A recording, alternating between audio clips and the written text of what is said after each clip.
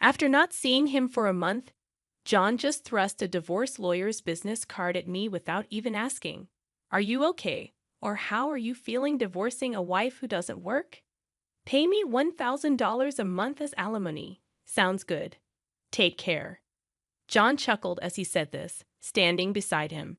Emily was wrapping her arm around his, wearing a similar smug expression. "Fine, let's divorce then." I said it so casually that John seemed a bit surprised, but he quickly shared his smile with Emily. Good thing John isn't much of a thinker. It makes my plan easier to execute. After the divorce papers got approved, I decided to start my revenge plan on both of them. I will make them cry as a celebration of my recovery. My name is Sarah Wolf. I'm a 47-year-old illustrator. I'd also work as a children's book author. I just love drawing. I have two childhood friends, John and Emily. They're important friends to me, and John is also my husband. It all started when John asked me out as I was heading to a different college after high school. I was surprised. I thought he was into Emily, but I couldn't say no to a confession from John, whom I had secretly liked. After some thought and consultation with Emily, I accepted John's proposal. Emily's behavior had been a bit problematic since teens, but she was still a dear friend to both John and me. However, Emily had a tendency to snatch other people's boyfriends and then dump them once they became obsessed with her, causing problems time and again. Her parents were concerned, so John and I often spent time with her to watch over her. John and I got married when we were 25, 4 years later. Emily brought her fiancé into our lives. His name was George, a professional working for a top-tier company.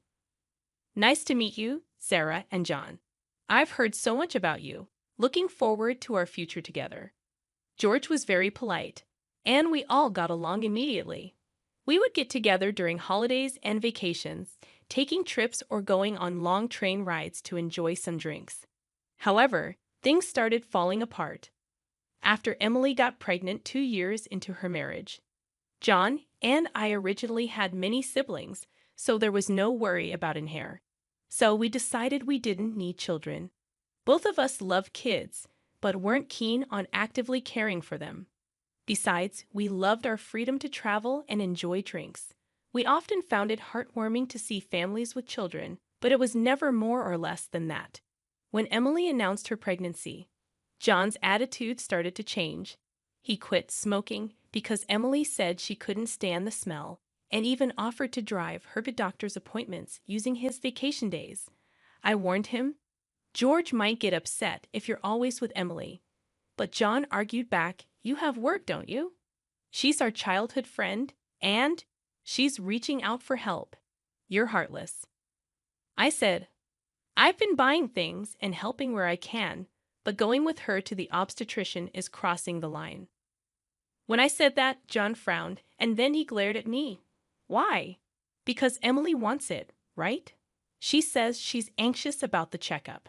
I can't just let her go alone if she's anxious. All the more reason for George to go with her, right? If you go with her every time, it's almost like you're the father of the baby in her belly. John, jealous?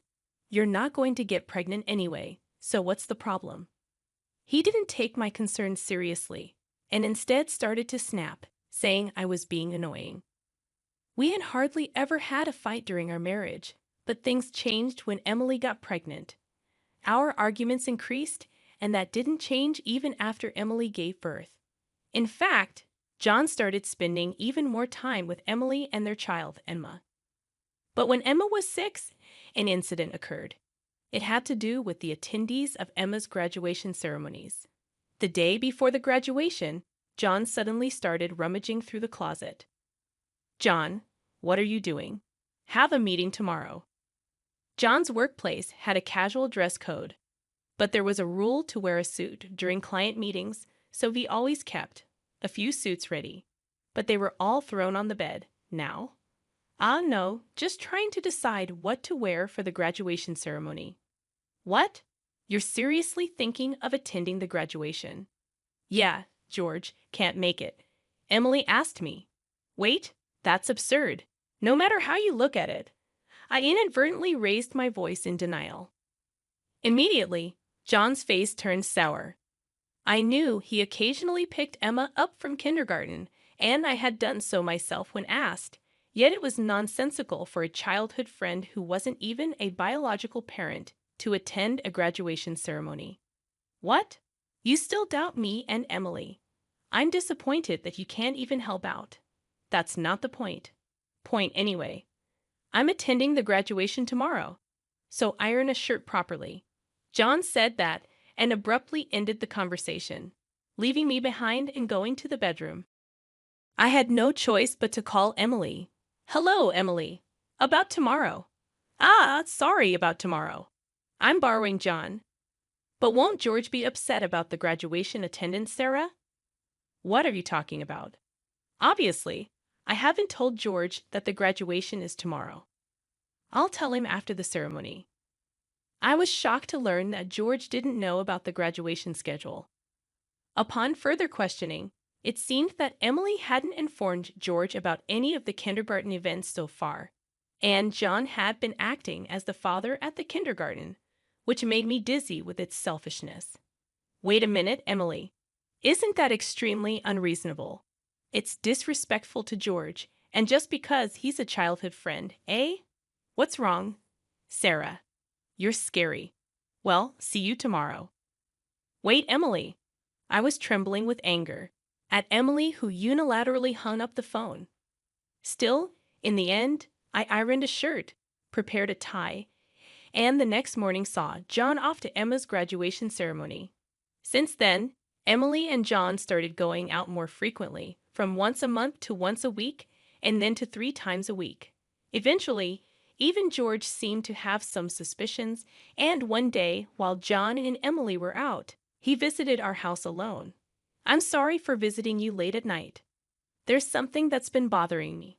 Is it about the 2 of them? Yes, I would like you to take a look at this. George showed me the GPS history he had installed in Emily's car. It showed that she had been staying at a hotel 3 times a week. All of those days, she was out with John, and just by looking at George's face, I understood what that meant. What do you want to do, George? I want to take revenge on those 2. Me too. I can't forgive them for betraying us after all this time. We started planning our revenge on them secretly. First, I started by increasing my income because I had been saving by doing housework and taking care of Emma. My income had drastically decreased. George switched to working from home. And when Emily and John would go out, he would bring Emma to my house, and we would take care of her together. Neither Emily nor John realized that we knew about their relationship, and we were able to gather solid evidence. Once we had collected enough evidence and were ready to take our revenge, we discovered a shocking truth about Emma. George and I struggled with the decision, but we both agreed that we didn't want to hurt young Emma, so we decided to wait until she was an adult to take our revenge. However, even though we decided to endure for 10 years, I was struck with a serious illness. I needed long-term hospitalization, and even at best, I wouldn't be discharged for at least 2 years. Although I could work from the hospital room, it was certain that I would have to reduce my workload. After informing George about the situation, I consulted John. However, John's reaction was no different from when we were making small talk. I'll visit you once in a while. I felt that John no longer had any affection for me, as he didn't even ask about my condition or the name of the disease. In reality, John only visited once a month or once every 2 months, and after Emma's 15th birthday, she started acting strangely. Although she used to visit me almost every day right after I was hospitalized, she became distant after her 15th birthday. However, neither George nor I could figure out why, and we were puzzled. Even when we asked Emma, she just said, "Don't worry about it." However, we ended up learning the reason from John, who rarely showed up. Hey, it's been a while. Yeah, it has. John, who had completely transformed into a flashy appearance, walked in without even knocking. After not seeing him for a month, John just thrust a divorce lawyer's business card at me without even asking. Are you okay? Or how are you feeling divorcing a wife who doesn't work? Pay me $1,000 a month as alimony. That's the deal. So take care, John said, grinning from ear to ear.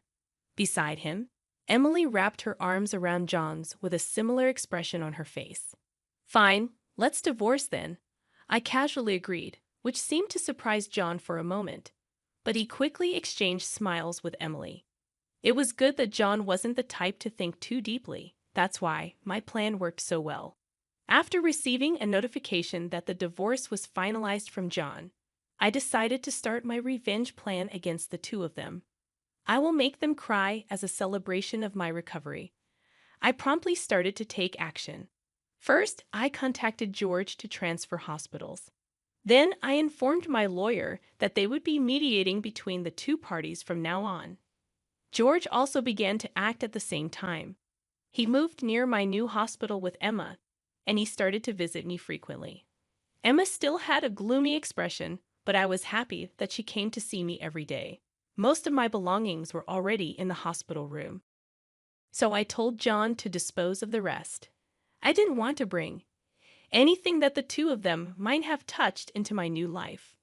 Once the hospital transfer and George and Emma's move settled down, I received a call from John. I had only left my seat for a few minutes, but my smartphone already showed 30 missed calls. I answered the phone, feeling exasperated. What? Hey, what the hell is going on? I could hear the voice of a troubled real estate agent behind John's panicked voice. I also heard Emily yelling, which made me feel sick. What do you mean? What's going on? It's obviously about the house. Why do we have to move out? John shouted at me as if it wasn't his fault at all. I replied to him coolly, obviously because that's my house. Huh. John seemed to have completely forgotten. But the truth was the house we lived in was a room I rented as a workspace. When I started to make a living as a freelancer, at that time, I didn't have enough income to maintain two houses, and John didn't have enough income to live alone. So he ended up moving into my place. Therefore, Jan had never paid the rent or utility bills for that room. Although I received some money from him for living expenses, it wasn't enough to maintain the place. Unfortunately, that room was already canceled. It was far from the hospital I transferred to, so I had processed the cancellation the day after submitting the divorce papers. I didn't inform him because the real estate agent who knew the situation said they would contact him. George and Emma suddenly disappeared, and our house was sold. What are we going to do about our new house? I don't know. Maybe stay in a business hotel for now. As I turned on the speaker and started working, John yelled in frustration, "Don't screw with me." However, he seemed to remember something and started speaking in a more soothing tone. Well, whatever. When will you transfer the money? We're running low on cash. What are you talking about? Huh? Don't mess around. I told you to pay $1,000, didn't I? Oh, I don't recall agreeing to that. My nonchalant response was met with incoherent screaming from John on the other end of the phone. Apparently, he thought he could get money from me and had been squandering it. Even if he had $1,000 left, how did he plan to get by for the rest of the month? Hey, don't just stay silent. Say something. There's really nothing to talk about. My retort left John momentarily dumbfounded, but he soon started yelling again, growing increasingly annoyed. I addressed John in as cheerful a tone as I could muster.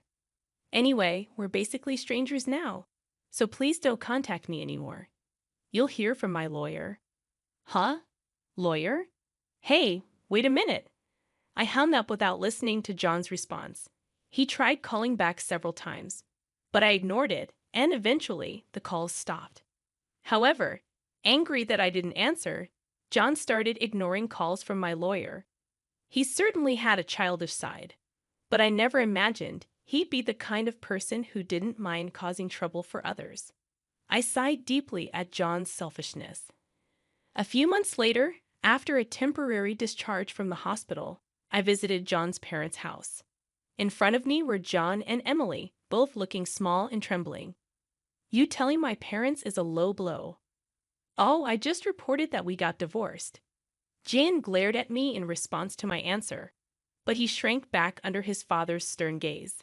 Actually, I had a great relationship with my in-laws, even visiting and dining with them when John wasn't around. Despite being so well loved, I felt it was wrong not to share the details of our divorce. So I went to visit them. Is it true that you're remarrying Emily? Yes, it's true. True. Emily, Emma, and are going to start over as a family. What are you talking about? Your only family is Sarah. She's not my family anymore. John's words made his father frown with a look that seemed to say, "Give me a break." John shook his head a few times, then handed me a piece of paper. It was a bill from a nearby luxury hotel. What's this? It's the bill from the hotel we stayed at. John, acting as if it was obvious, pointed at the bill on the table, then suddenly collapsed. Oh, what the heck, Mom? I didn't raise you to be like this. My mother-in-law, gasping for breath, was met with a look of disbelief from John. Next to him, Emily wore the same expression. Why are you so angry? It's just that the family is changing because I'm getting married. Plus, you'll have a grandchild, a blood-related one at that. Aren't you happy? You two didn't. My mother-in-law, looking as if she couldn't believe what she was seeing, glanced at Emily, then turned her gaze to me. Both my in-laws understood that I didn't want children and still treated me as their own daughter. Of course, they treated Emily, my childhood friend, similarly. But there was always a boundary between a daughter-in-law and a friend. I remembered Emily often complaining about that. So I was certain my mother-in-law wouldn't be happy about this situation, and Emily should have known it too. You dote on Emma, right? It'll be your grandchild, so you'll be happy, right? It's because she's a child I've known since she was little. Oh, but half of her blood is from John, right? Even after all this, Emily, showing no sign of remorse and acting as if she couldn't understand the problem, gave me goosebumps. At that moment, someone who had been silent until now spoke up. Enough already. It's disgusting, huh? Emma, who had been playing with her smartphone in the corner of the room, spoke to Emily without looking up. The room fell into a stunned silence. My dad is the only one I consider my father, whether we're related by blood or not. He's the only one. But you know, John has always been the one to attend your school events. I heard everything from Dad, how he was always informed of the event dates after they were over, how eventually even the events themselves were kept from him. But Dad always said I was his daughter, so I am his daughter, and I will never be yours. Emma glared at Emily as she said this. Then, sitting beside me, she switched to a more concerned tone. You know, when I found out about this, I thought you would hate me. But Dad said that wasn't the case, so I came here today. Emma, I love you so much. You were so kind to visit me every day while I was in the hospital. I was really happy, Sarah. Emma, perhaps relieved of her anxiety, teared up and hugged me tightly. It might indeed be a child resulting from an affair between John and Emily. Yet it's a child I've taken care of for 15 years. There's no way I don't have affection for her. Speaking of which, Emily, weren't you curious why I wasn't surprised when I found out Emma is John's daughter? Ah! Emily looked startled. Before she could speak, a new person entered the room. We knew from the start, 10 years ago actually. George suddenly appeared. Understandably so, as she had recently unilaterally demanded a divorce, citing irreconcilable differences. I was shocked when you mentioned divorce. Oh, and, unfortunately, you're not divorced yet. The divorce papers are still here. Didn't you notice? What? I figured it wasn't in Emily and John's nature to confirm things. But I couldn't help but be stunned that Emily, despite the 100-day waiting period for women to remarry, hadn't noticed for months. So, Emily is still my wife, and Emma is still my daughter. Well, since there won't be a wife, though. Wait, what do you mean? A 15-year-old can choose their parent. That's not true. Emma wants to be with Mom, right? Emily said that and looked at Emma. Emma frowned at Emily and held my hand. Emily was speechless at that and glared at me. Then John suddenly burst into laughter. So that's what it is. You two are together, huh? But too bad. Isn't it impossible to live on George's salary alone? Can you stop making weird assumptions? Also, it seems George earns double the amount you think. Emily knows about it, huh? It's probably a bluff. A lol. Besides, it's impossible for you to work while dealing with your illness. You'll just die miserably somewhere. This time, I laughed at John's huge misunderstanding. John, seeing me suddenly start laughing, was getting frustrated. You didn't know about my income, did you, huh? It's probably just a bit more than a part-time job. No, it's different. My annual income is $500,000, huh? John's eyes and mouth were wide open in shock. Emily was also stunned. In fact, over the past 10 years, I had become a popular children's book author, and my income had skyrocketed from essays, interviews, and the like. Moreover, a film adaptation is planned soon, so my income is skyrocketing. Liar. Oh, do you want to see this? I said that and showed Emily my bank account screen. It clearly showed a large amount of money being deposited every month. Emily was at a loss for words when she saw it. Sarah, let's make up, huh? What are you saying? Emily was furious at John's words. Blinded by the money, I watched them blankly and then opened my mouth. Well, if you want to get married, feel free. Oh, and I'll definitely take the compensation for damages, Sarah. Wait, Sarah. Ignoring John's words, I took Emma's hand, and after saying goodbye to my in-laws, I left their house. John originally worked at my father-in-law's company, but it was revealed that he was lying about going out for sales, and he was fired. My father-in-law planned to forcibly put him on a friend's fishing boat and work him to the bone. Working on a fishing boat was tough for an indoor-loving John, and he contacted me several times. But each time, I notified my father-in-law, and eventually, the calls stopped. Emily lost custody to George and got divorced. She seemed uninterested in John, who couldn't afford luxuries and didn't seem to chase after him. She was disowned by her family and lived alone in a rundown apartment. She hadn't worked at all since getting married, and since she had always made others do things for her, she couldn't do anything herself. And there were hardly any places that would hire her as a full-time employee. Still, she had to pay for her living expenses and child support, so she worked multiple part-time jobs and barely made ends meet. After entering high school, Emma worked hard every day to study abroad and go to a prestigious university overseas. Being originally diligent, her dream is to translate my picture books and deliver them to children all over the world, which makes me happy. As for me, my picture books are selling well, and I am receiving more and more offers for anime adaptations and merchandise. My illness is also progressing well, and although I am still hospitalized, my doctor recently told me that I might be able to leave the hospital next year. And one more thing. George and Emma come to visit me every day. Actually, George recently confessed to me with remarriage in mind. I haven't given my answer yet, but I can't help but have feelings for him. He said he wants to live together when I leave the hospital. While thinking about what to answer, I work on my picture books every day, hoping for a happy future for us. I weave stories again today.